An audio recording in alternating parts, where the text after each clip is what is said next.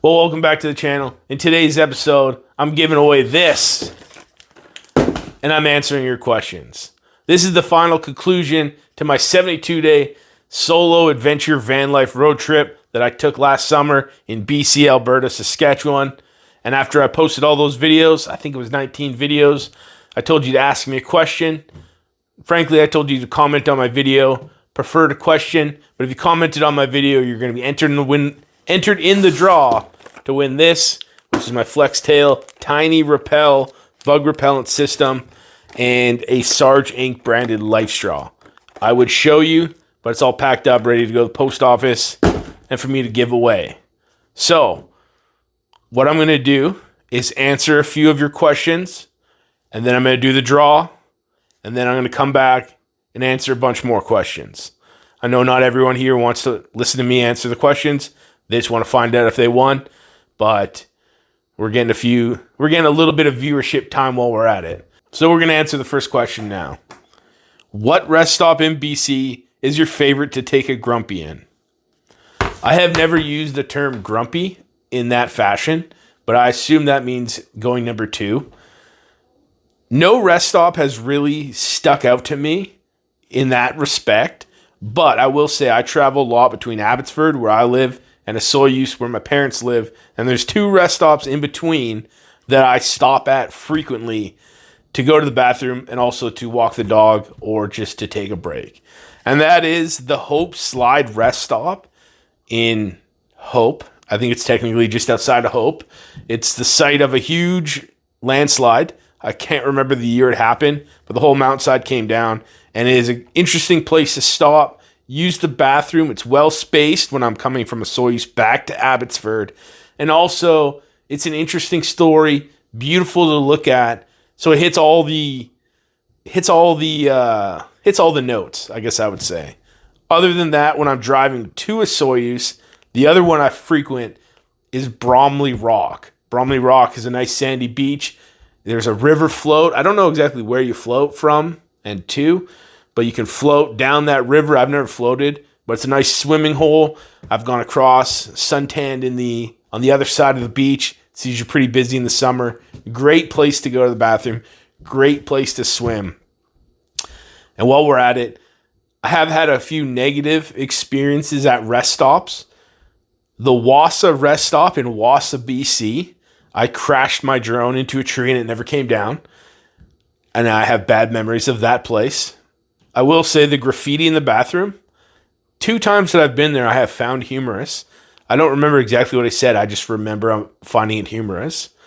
And I believe it was called the Ryan Rest Stop in Ryan, BC, which I don't even know where that is, but it's between some other small towns, maybe by Yak. Anyways, I slept in that rest stop last year on my trip, and in the outhouse in the morning, there was like multiple big, I don't even know, colonies of spiders on the wall. They all like huddle together for warmth or whatever. So I just opened up the door and there's huge bundles of spiders. And it was quite terrifying.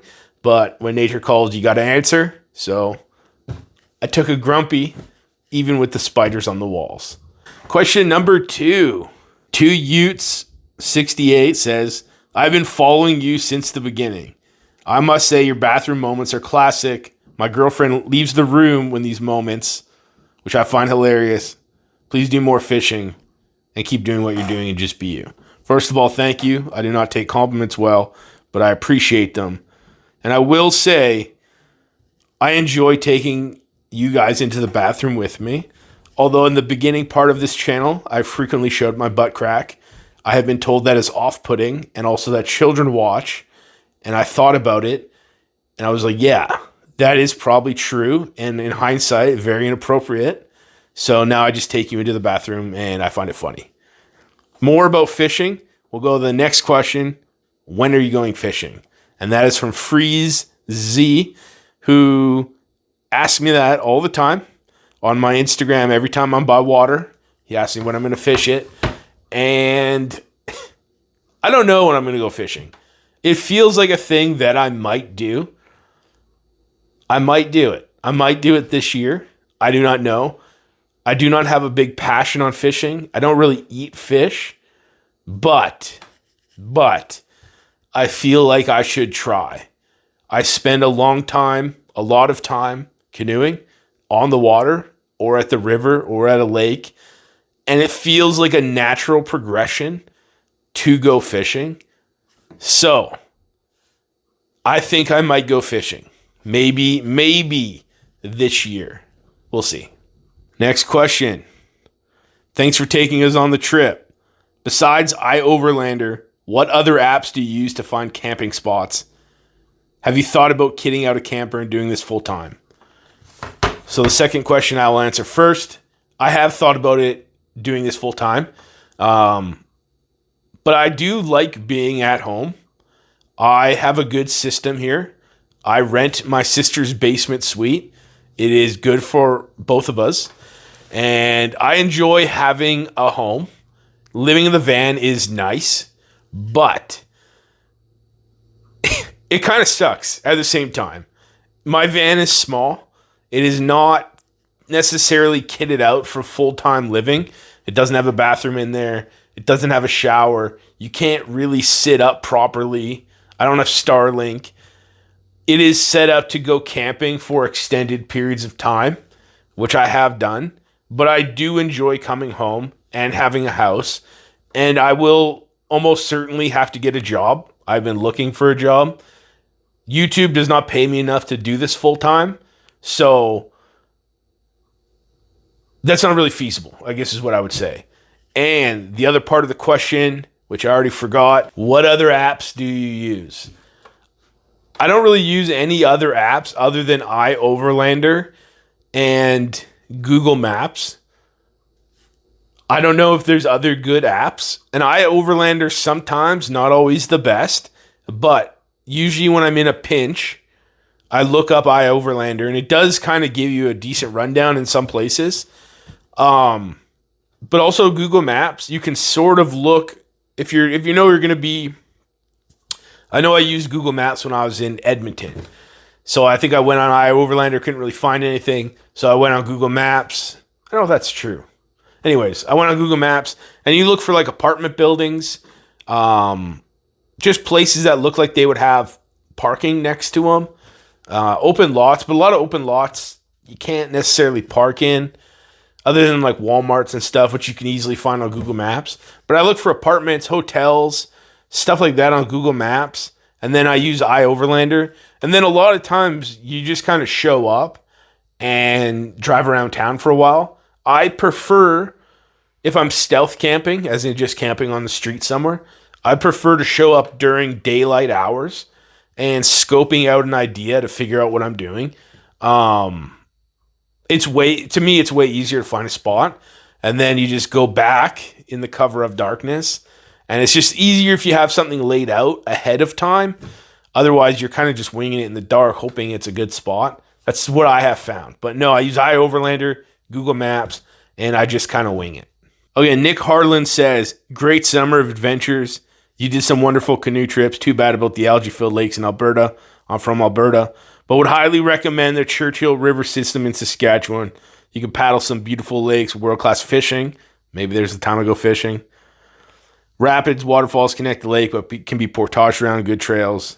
What inspired you to take up canoeing? Keep living the dream, man. So, first of all, I have heard about the Churchill River. When I was in Saskatchewan last year, I met quite a few people, and they all told me I needed to canoe the Churchill River, and I don't disagree.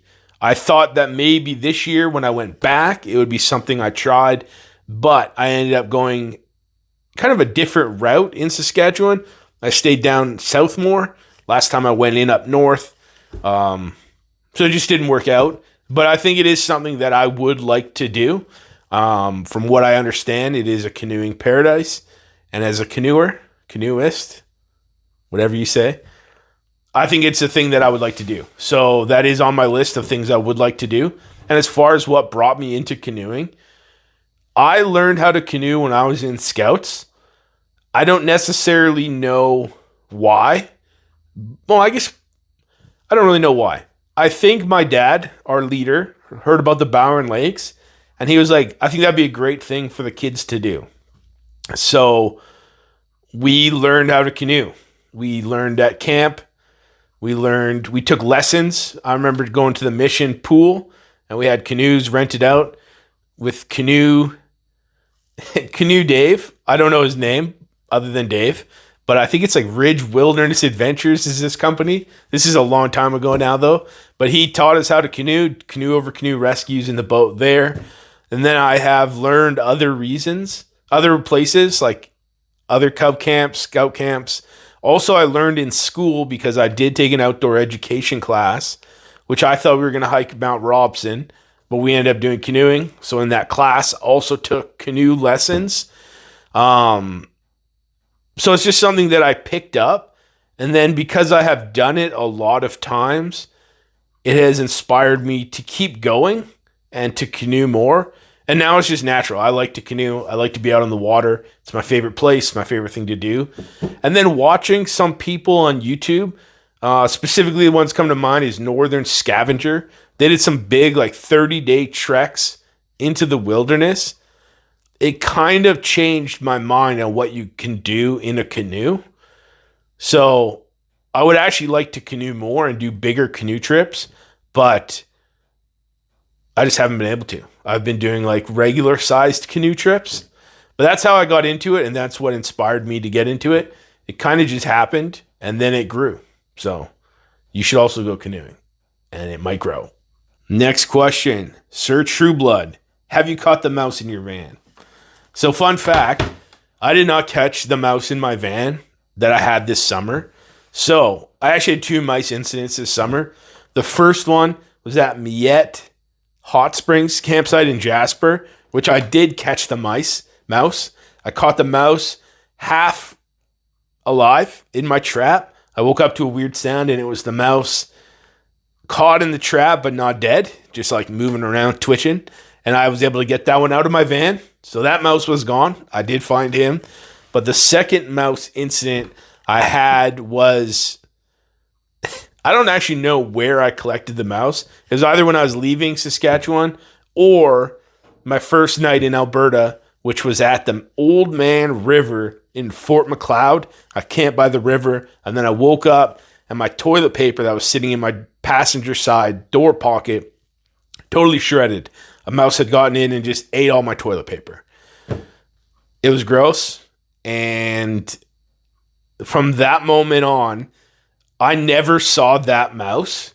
But later, the next day, 2 days later, when I was in Waterton Lakes National Park, I found a mouse nest at the back of my van.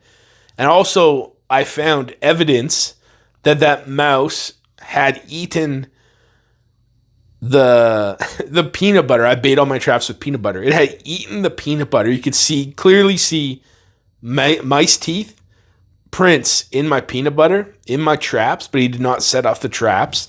So I had multiple nights of peanut butter eating, and then I had a nest in my van, but I never did find that mouse. He does not appear to be in my van. I emptied everything out of my van multiple times. I actually got I think it's Pincher Creek, Alberta, on my way to Waterton. I got, what did I get? Essential oils. It was a mint peppermint oil. And I threw it all over my van, enough to give me a headache.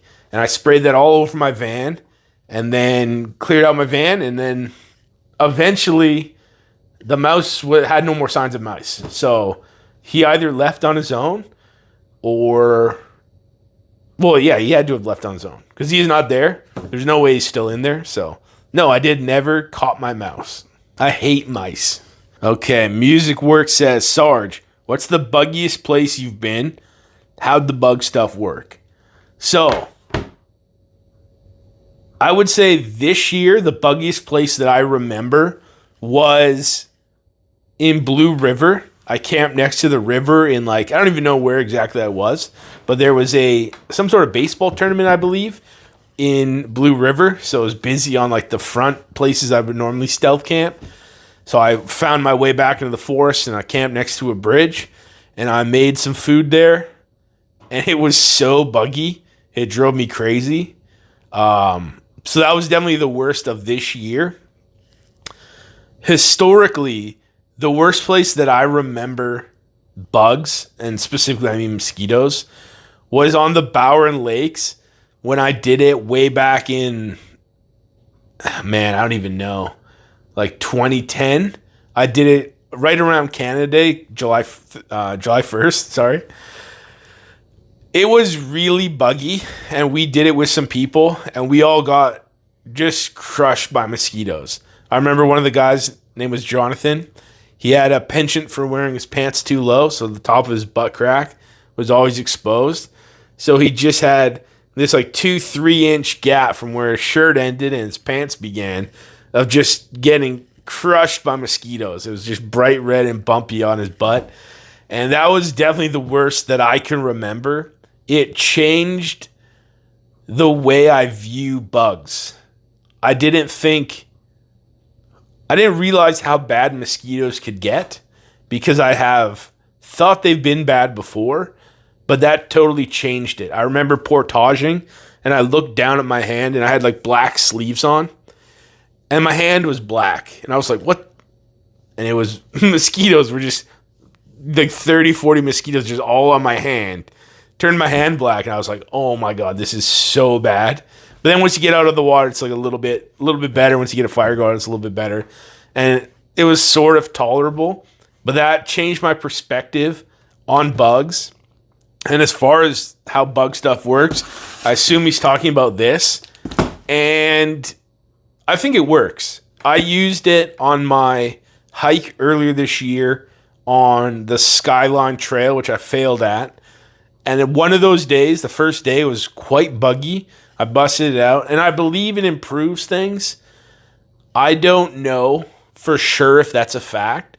Sometimes it's like in your own head, you have a bug repellent out, so you think there's less bugs, but really it might just be placebo. I don't really know for sure, but I think it works, and that's why I'm giving one away. So that's a good segue. I think we'll cut in the sequence of me giving away this, my tiny repel bug repellent system. So let's roll that clip. Okay, it's officially time for the giveaway. So we got all the names inside my Tilly hat. This is my tried and true giveaway method. I've been told, almost lost the name. I've been told you can get a randomizer to random names right on there with software, but I like the Tilly hat method, and I do not have enough entrants to justify not using it. So here we go. We'll give those a good shake, and we'll put our hand in there. We're going to look away. Make sure we only got one name. And we got Chris McGuire. So I will be in touch with Chris McGuire. I will reach out I will reach out on YouTube. You also might see your name on this video. If you're on my Instagram, I will look you up on Instagram as well. But I'll shoot you a message. That's the important thing. Chris McGuire is the winner of my tiny repel, Flextail tiny repel, and my SARGEinc branded Lifestraw. I will mail this out as soon as we figure it out. So with that being said, let's answer a few more questions. Okay, congratulations. We're going to roll the next question here. HMDS Digital. Was there something on your trip across the 3 provinces that you learned and would do differently on your next trip? Well, I will say I learned a lot of things, and I would do things differently. Sometimes I do not plan, like every time. I don't plan things. I kind of just wing it. Whatever I feel like doing that day, wherever I feel like going, I just kind of go. Sometimes I think I would be better off if I did plan a little bit harder, but I do kind of like the feeling of the freedom of the roads. So maybe I would plan better, but specifically this trip, what I would have done differently if I had the benefit of hindsight, and maybe I could have had foresight if I had planned better, but I spent a lot of time in Alberta, Saskatchewan, paddling lakes that were really filled with algae and were kind of gross. And I kind of regret that. So if I had known in advance that the lakes were going to be filled with algae, and from what I sort of understand is that maybe late season on hot summer years, they're just going to be filled with algae. So maybe I would not plan on canoeing in Alberta late in September, Alberta and Saskatchewan. I think maybe I would not try to plan on doing that. I kind of think that set me up for some failure, which was a bummer. But it was also kind of interesting to get out there and see all that algae. It's all also the algae is toxic, so it does put a damper on things. But it was interesting to see it. But if I could do it differently, I probably would have avoided that. Maybe I would have just driven straight through to Manitoba or came back to BC, went up north, something like that. Because I do frankly think I wasted a bunch of time paddling lakes that were kind of gross. Okay, next question. Red Sand Adventures. What would you say you regret most about the trip? And will you be doing again? Maybe visit us on the East Coast. Red Sand Adventures. I feel like that might be in PEI, which is the only province east of Saskatchewan that I've ever been to. I went to a scouting jamboree back in 2001 or something like that. And otherwise, driving to Regina was as far east as I've ever been. And I really would like to take my van all the way across Canada. The most eastern part of Canada, I believe, is called Cape Fear in New Brunswick. And I would like to get as far east as I could possibly go. That is, I guess I would say, in the plans. That is a goal. I would really like to take my van, my canoe, all the way across Canada, hit up every province. That is something I would like to do. And as far as regrets go, it kind of goes with the last one. Canoeing on all those algae-filled lakes, I do kind of regret, because I do think my time could have been used more wisely, and I could have went to places that were more enjoyable. But I went to Lac La Biche. There was a real big goal of mine. I really wanted to get there. I had been trying to get there for 2 years. I really wanted to, and then when I got there, it was very disappointing, filled with algae. And I do regret kind of spending time doing that, where I could have done something that I probably would have enjoyed more. But at the end of the day, no regrets. It was what it was. It was interesting, things you learn. Yeah. So I do regret that, but also I don't really regret it. Regret's a big word. Anyways. Hey, Sarge, I've followed along for a few years now, and you've been the motivation to get me back out there. I just want to say thanks for sharing your adventure. What was the highlight for 2025 van life? Thanks again. First of all, again, I do not take compliments well, but I appreciate it. It is awesome that I inspire anybody. I am just a big idiot making videos. So if I inspire people to get out there, I really do think it's awesome. And I honestly encourage everybody to get out there and see things. These past 3 years with my big summer van life road trips, I have potentially seen more things than I have seen in the rest of my life combined. And I'm out of money, which is a bummer, but I don't regret it. I have seen so many things. I really do. Everyone should get out there if you can find a way to swing it. Obviously, not everyone can. If you got kids, you got to support. It's hard to quit your job like I did. But I really do think if you want to get out there and explore, get out there and explore. You never know how long you got. A big part of this inspiration for me going on these trips was my previous boss died at 50. And at the time, I was like 35, which is not that far from 50 when you think about it. And so, you know what? Now's the time to go. So I went, and I don't regret it. And I'm happy that other people are inspired to get out there and do things. I forgot the question now. What was the highlight for 2025? I think probably canoeing on Moline Lake was probably the highlight. And that actually started as a low light because my failure to plan actually had me booked on the wrong campsite. So I woke up in the worst mood, and then the only way to salvage the day was for me to canoe all day and canoe to Spirit Island. And I think the round trip was like 31 kilometers in like 6.5 hours, 7 hours, I forget. It was a long paddle.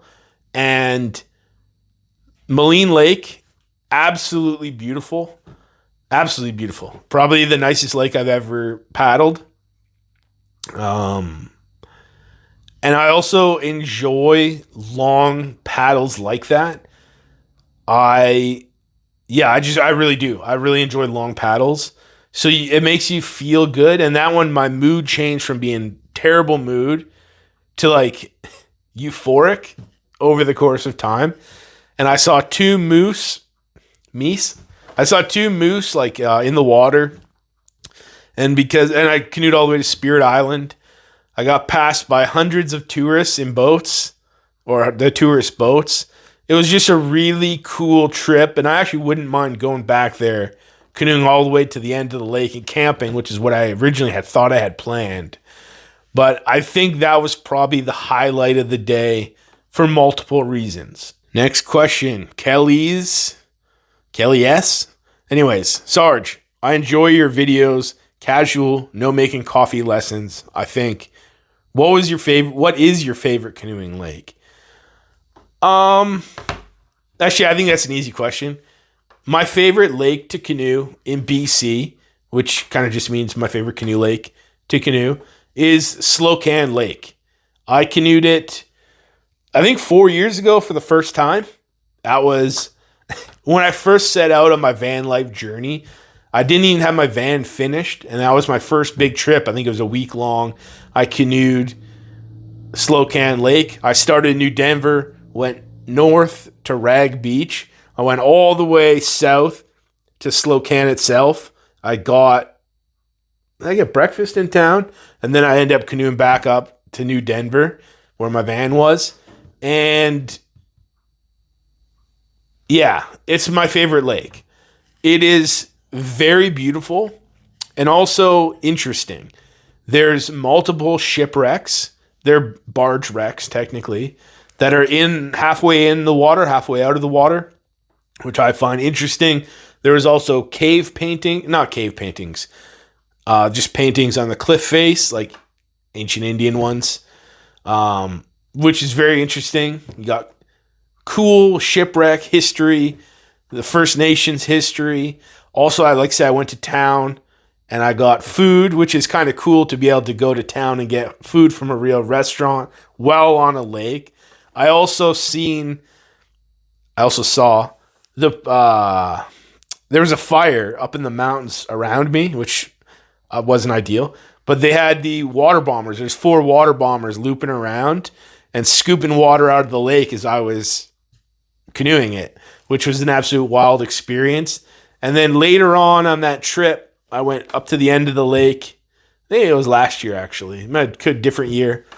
I've seen salmon spawning in the creeks that flow into it and flow out of it or whatever. At multiple different creeks. There's just a whole lot to like about Slocan Lake. There has been a big forest fire there since then. I think last year, year before. I made a video on it. Watch that video. Watch all my videos. But so it has changed. The campsites have burned up a bit. But I really like Slocan Lake. Beautiful place. Next question from Renee's Adventures. I just found your channel a short while ago. It's great. Thank you.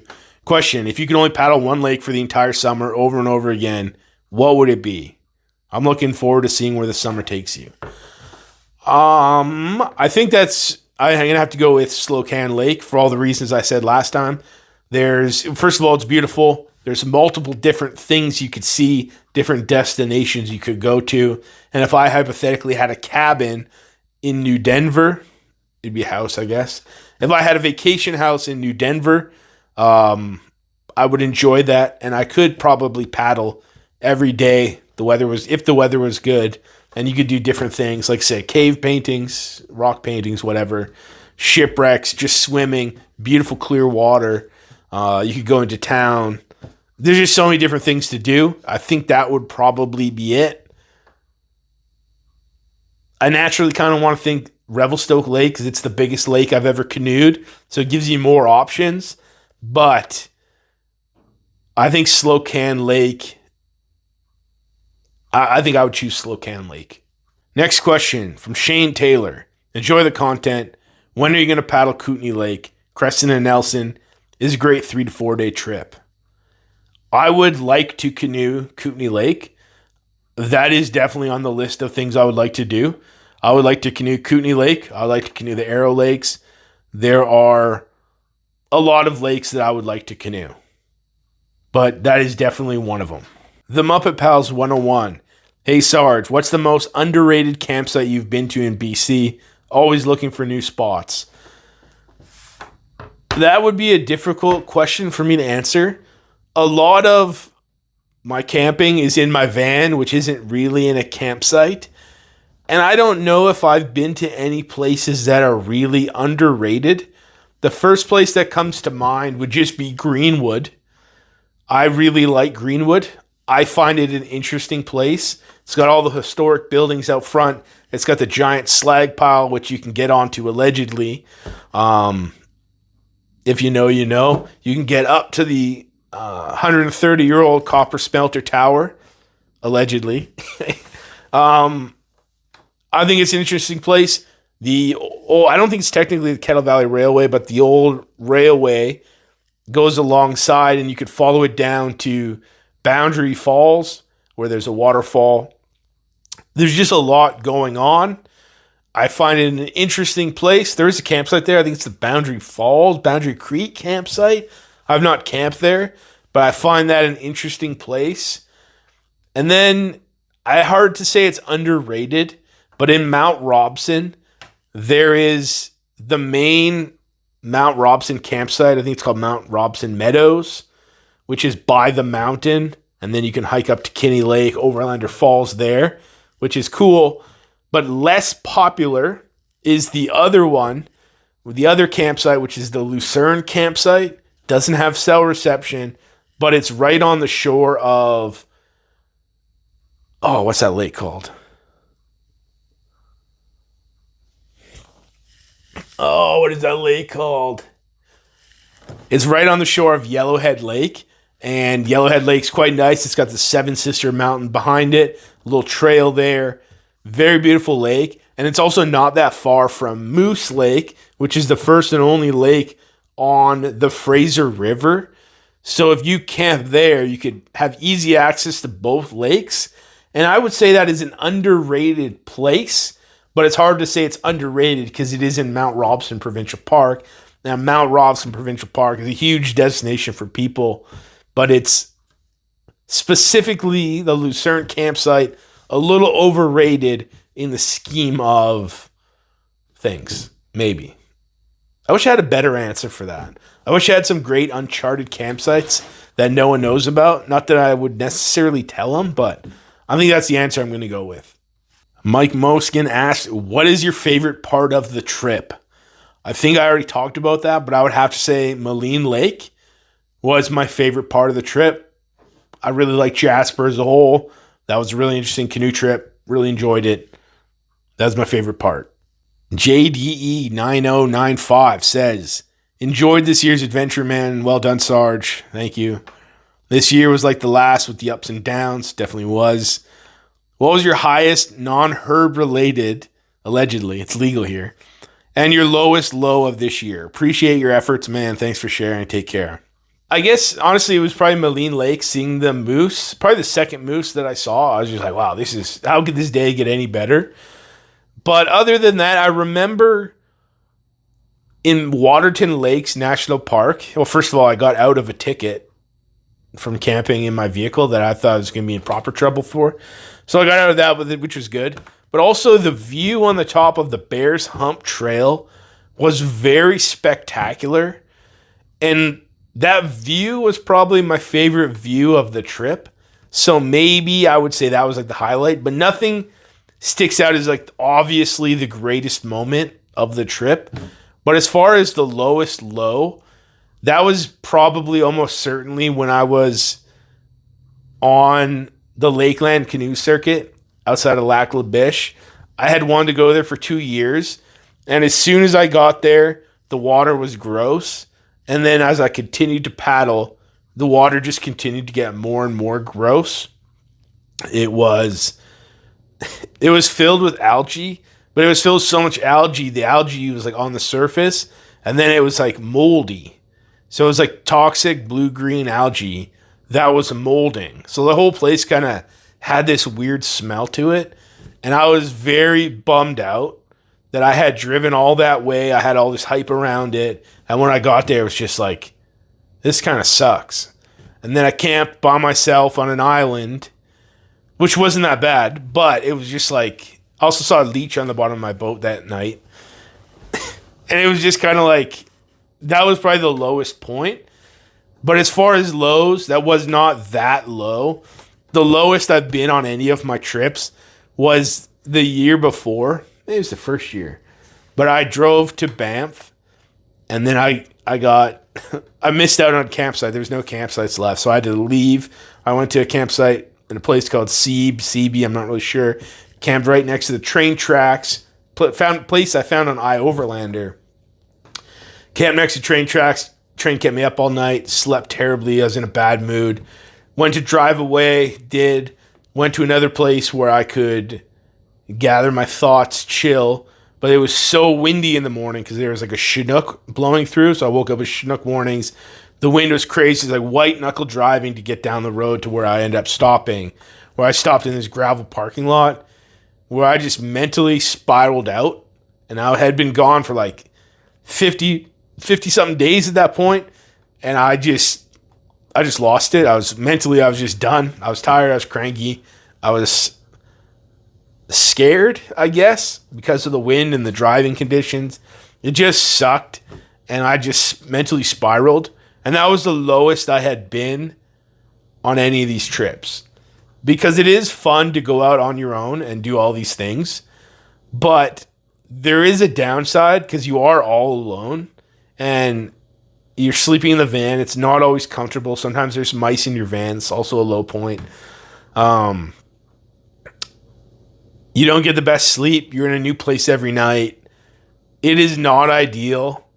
And sometimes when things do not go your way, it is hard to always stay positive. So that's one of the things actually making these videos. It always looks awesome, like you're doing all this great stuff. But some days, actually, speaking of a low point, when I was in Waterton Lakes, the day after I found my mouse, it poured rain, and it was like 3 degrees out, and I put up my shelter, and I just sat outside of my van because I didn't want to be inside because there's a mouse in the van, potentially.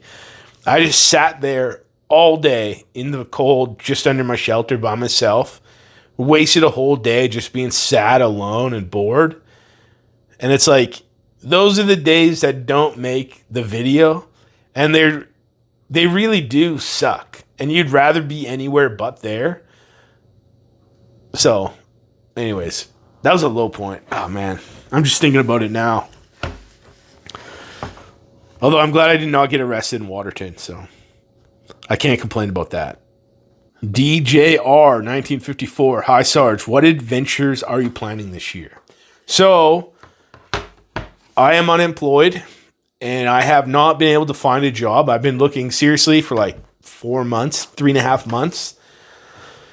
And I have not found a job. So financially, I don't think I can go on another big summer van life road trip unless something major happens. If my videos randomly go majorly viral or somebody gives me a big sponsorship deal, unlikely. I'm not going to be able to go and just quit my job again in the summer to go live in my van for 2 months. I might have enough money to do that. But if it's going to take me another 4 or 5 months after that to get a job, I can't do it. So this year, things are going to be different. I'm going to have to live a normal life. I actually have a trip to the Bowen Lakes booked and some stuff in Jasper booked, but I do not know if I'm actually going to be able to do that. I don't know if I'm going to be able to get the time off. I don't know what my job is going to entail. I'm probably going to have to do a lot more weekend warrior style trips this year. Stuff more local. I also would like to go maybe do some more 4x4ing in my van. Do things like that. Instead of these long distance trips, stay more local, do more things, do different things, which I don't think will be bad or honestly impact my quality of my content negatively. It's just going to be different, but also having a job, once I get a job, it'll probably allow me to do different things because I will actually have money. So like maybe I could ride the peak to peak gondola in Whistler, or test more things that I can buy. So anyways, also there is a chance that I get jobs, like short-term jobs that don't hold me down through the whole summer. So then maybe I can go like work a lot, then have like a month off when I pick up work again. It all kind of depends on what I'm doing. And as of now, I just don't know what that is going to entail. Although financially, I'm not just going to be able to piece out. I know that is a fact. So unless I can get some sort of off and on job or a job that wants me to take time off, it's just going to be different, which I don't think is bad. This video is long. Okay, next question. Chris McGuire, 3917. Hey, Sarge, on behalf of all Albertans, let me apologize for the state of many of our lakes. If we don't get some more snow, 2026 is going to be the same. How the hell did you get a 4x4 Safari? So, my Safari van started as an all-wheel drive Safari from the factory. I bought it for $2,000, and then I bought the Journeys Off-Road lift kit, which I put in. I made videos about it. And then I got the transfer case out of a Chevy S10 / a Chevy Blazer, and I swapped it into my Safari. I also bought a shifting kit from Journeys Off-Road. Again, I made a video on this, but you basically take an S10 Blazer transfer case, put it into the Safari, build a shifter, and then you have a 4x4 Astro van. And as far as apologizing for Alberta and their lakes, it is what it is. It did suck. As I said before, I do regret going, sort of, because of the lakes. And I'm probably not going back if it's going to be the same. And also, as far as snow goes, here in Abbotsford, BC, we just had our first snowfall yesterday. We got maybe a centimeter of snow. And that is the entirety of the snow we've gotten this year, this winter. Which is absolutely pretty crazy. So, anyways, that's that. Okay, Brent Dykstra asked, I found you way back before you were monetized. I had an all-wheel drive Safari van, the same color as you. I stayed because I liked hearing you ramble all your stories. Which I think, if you're still watching this video, I hope you appreciate the long rambling aspects of this video. You don't really go off-road. Do you regret the lift, or are you waiting for more support to head up some FSRs? So, I don't really go off-road. That is a thing that I think I'm going to change. I think this year I am going to try to go off-road more. It is one of those things I built. I used to have a 1995 Toyota 4Runner on 35s, lifted, snorkel, lockers, off-road machine. I bought my Astro with the intent to make a 4x4, which I did. I thought I was going to do all this 4x4ing in it. But in hindsight, it is still not a 4x4ing off-road machine. It is not a replacement for my Toyota 4Runner. It can go off-road, but it's not an off-road beast. With that being said, it can go more places than what I have taken it. But in my defense, what I've been doing is going on these long road trips, which are not necessarily conducive to off-roading. I'm going to these national parks, other campsites, doing all this canoeing. Also, if you're in drive to Saskatchewan, you don't want to go off-roading and break stuff when you're in 2 provinces away. But this year, considering I'm almost certainly going to be forced to be closer to home, I think I'm actually going to try to get off-road more in my van. So you'll see it in actual action, ideally, more. And then do I regret it? Kind of, but not really. I will have a video on my 4x4 swap and some other van regrets. But just considering the way that I have used my van, which is very light off-roading and mostly on the highway, the 4x4 swap was kind of unnecessary. But it is cool. I have been to a lot of places. A lot of people ask you about the van because it's got 4x4 stickers on the side. It is lifted. It is cool looking. A lot of people ask you. They want to compliment you, ask you questions, all those things. So, yeah. But I do want to go 4x4 more. That is ultimately the point. Scott Olenek says, thanks for the great content and always making me laugh. What rig would you build next for your travels? Do you think Duck will be good traveling with you by your next trip? And I'm already going to ask the next question because I know it's also about my dog Duck. The question I have is about Duck. Is he going to be a canoeing dog? I really enjoyed this year's trip.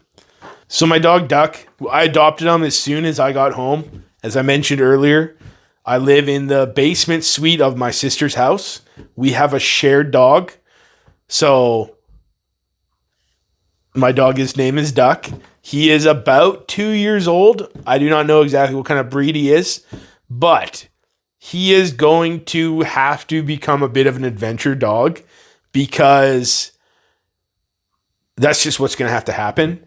My sister is a nurse. She works crazy hours and also does non-dog conducive things like travel requiring hotel stays where I get left with the dog because our shared dog is 90% my responsibility.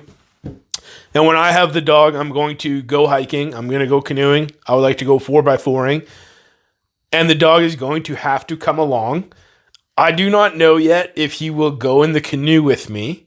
So that will be a work in progress. My canoe, because it's a solo canoe, I sit in the middle. He has to be in front or behind. Almost certainly going to have to be in front of me. It's a little narrow. It's kind of a weird fit to have him in there, but I would like to have him in there at least on some canoe trips, shorter trips, stuff like that. Hiking, I would like him to come. We have done a few practice hikes, small hikes. As of now, he does not tolerate driving very well. I have had him in my van about 6 or 7 or 8 times. And he has puked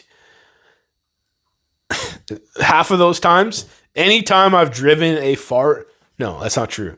All but one time I've driven a long distance, as in multiple hours, he has puked in the van, and sometimes multiple times. He also slobbers a lot, which I believe is probably stress related when he's in the van. So he's like slobbering and puking in the back, anything after like an hour. So that is a work in progress. I have started taking him on shorter drives. I drove 20 minutes, went to the creek for an hour. I drove like 10 minutes, went on a hike, trying to give him positive driving experiences because he is going to have to figure it out. If he cannot figure it out naturally, I'm probably going to have to get some sort of medical interventions to help him drive. Some people have suggested giving him gravel. I don't know if that'll work. I don't even know if that's safe for dogs, but I've been told that. Otherwise, we might have to go to the vet, see if we can get something for him because he kind of needs to be able to be in the van for extended periods of time. Okay, this is a long one. Awkward Karmashek. My girlfriend and I enjoyed following along your epic van life road trip. This guy saw me driving through Clinton, 15 minutes south of the chasm. I think I've seen a video or picture of my van that he took. I think I read that on Facebook. He saw the same dog. There was a dog at the chasm. Her name was Isla, which I think actually might be Isla. The S could be silent. Anyways, I thought it was a lost dog, but it just hangs out there. Anyways, would you recommend the ownership of an Astro van such as yours to a virgin van lifer? And what's your dream van setup? And also, he likes my Christmas content. Really appreciate it. I appreciate your long comment. It makes me feel like you really care, which I appreciate. As far as would I recommend an Astro / Safari van to a person trying to get into van life? And I would say that is a very difficult question. Specifically, my van is a 1998. I have put a lot of work into my van to make it a functional vehicle. It broke down on me multiple times on 4 service roads when I first started with this van. And it had multiple issues. One which required legitimately a professional mechanic to come by my house. I have a friend, Ian, professional mechanic. He had to diagnose a wiring failure in the van, which was way above my pay grade. That was difficult. I've done so many different things on my van. It has been reliable, but it has been a work in progress to get there. If I was paying somebody to do all that work, it would have been very expensive. So it's hard to recommend a vehicle that potentially, probably will require a lot of work. Like I really done everything in that van. Every piece of rubber, every bushing in that van, the rubber is all dried up and cracked. The front sway bar was cracked. Muffler had holes in it when I got it. There's just a lot of problems with the van. And I don't necessarily want to recommend that to somebody. And also the other problem with the Astro van is just the physical size. It is great to have a small van for things like off-roading and stuff like that. Literally just parking it is enjoyable compared to driving a full-size van or like a small motorhome. It's just the same size as a normal vehicle, which is great, but inside is just small. It really is not big. I do not live in my van full time. I camp out of my van and occasionally spend the whole day in there. I do not have a kitchen in there. I do not have a bathroom in there. When I use a bathroom, I just put a porta potty in the middle of my van and use it, which is, I think I used it 3 to 4 times this year. So it doesn't happen often. It is not the best van if you're trying to be a full-time van life liver. If you're going to live in a van full-time, you probably want a full-size van. And if you don't know what you're doing and how to fix things, you're better off buying a newer van that is more likely to not have problems. But with that being said, and to answer your other part of the question, it is kind of the van I wanted. I wanted a 4x4 van. I wanted a small van. I wanted a van to camp out of, not live out of. And to a certain degree, this was my dream build. And obviously, dreams can evolve. And I would not, if I had a lot of money, I wouldn't mind building an awesome 4x4 Sprinter van or another van like that.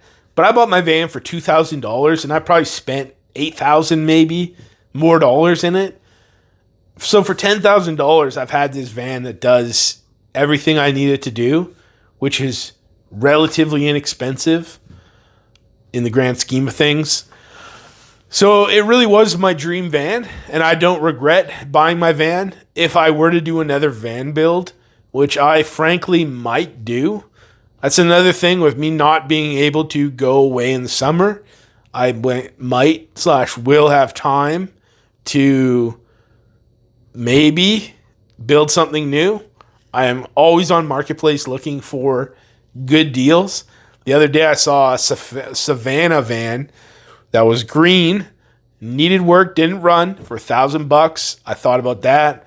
But also I have seen a high top all-wheel drive Astro or Safari, which I think a high top Astro Safari all-wheel drive is probably what I would say is my dream build, but only kind of, because if I really had money, I could build some way cooler stuff. Yeah, I really would like to build another van though. Donna Marsh, I watch mostly all your videos. I enjoy all the videos and was wondering if it's hard to remove and reload your canoe. No, is what I think I would say. I wouldn't necessarily say it's easy, but I am a strong person. My canoe is 70, 50, 60, 70 pounds. I'm not really exactly sure. So it's not super heavy. Getting it up onto my roof rack, I kind of just lift it on and then slide it the rest of the way. Not super difficult. The hardest part is when I lift up my canoe to like rotate it up and over my head to then slide it on. That is the hardest part. And if I was weaker or older or maybe a lady, I probably would struggle with that more than I do.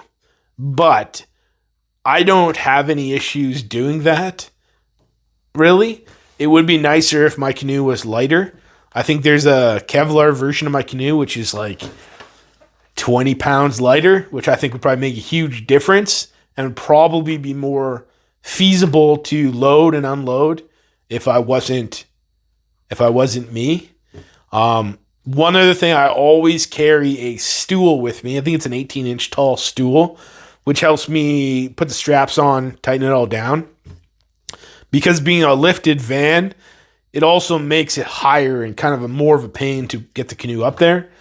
But carry the little stool or a ladder and then get it up there. And also, a lot of places where you're at, you can probably find somebody to help you.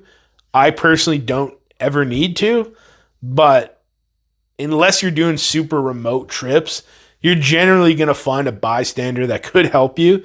So if what's holding you back from canoeing is being able to put it on your roof, don't let it stop you.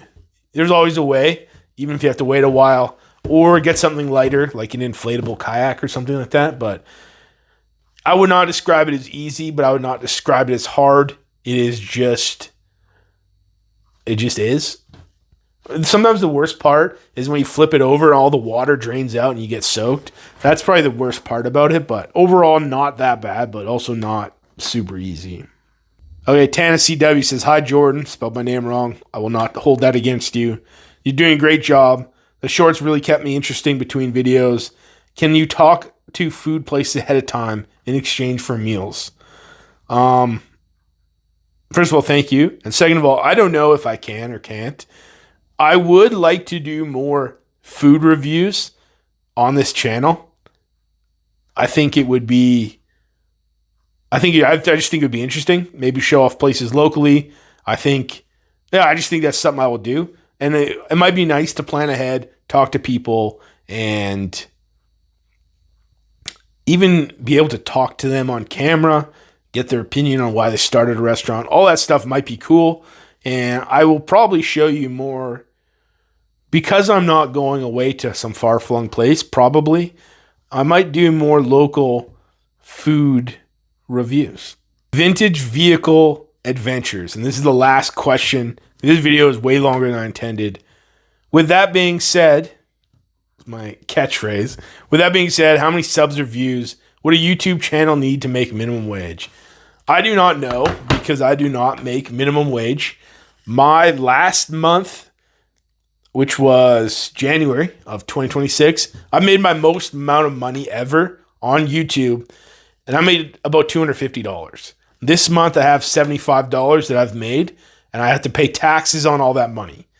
And then if you count the amount of money that I have spent to make these videos, not complaining, the amount of money that I have spent to make these videos, it is still a losing money operation.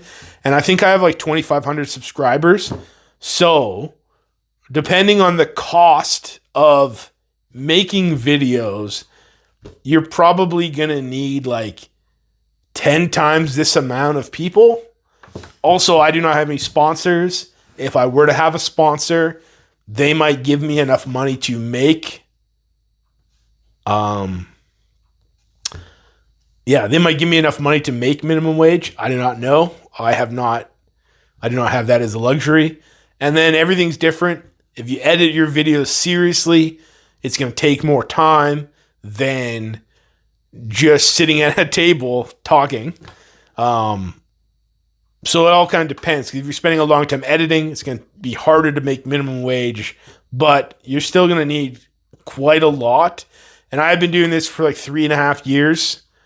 And I barely made any money. I've made like $2,000 total, which is actually not, I didn't make any money because I've spent money to make that $2,000, but it's a long way from minimum wage. If you want to get famous on YouTube for the money, don't. It is fun though. I really can't complain. I'm just very far away from actually making money. Yeah. So that was the last question I had. Congratulations to the winner. I believe his name is Chris McGuire. I will be in touch. That answers all my questions. That sort of talks about my future here. Things are going to be different. I have ideas. I'm almost certainly not going to be able to go on a big summer van life road trip. What I would like to do is I would like to build another van, change up my existing van, and I would like to save money and plan to drive across Canada next year in 2027. That is the rough plan of ideas. I do not know if it'll come to fruition. I do not know. There's just a lot of time in between there. I do not know if I'll have money. Maybe I'll have sponsors. I would like to continue to grow this channel. I would also like to potentially make some podcast episodes with people, other creators, talk about camping, talk about travel, things like that. I don't really want to talk about politics, although sometimes I want to.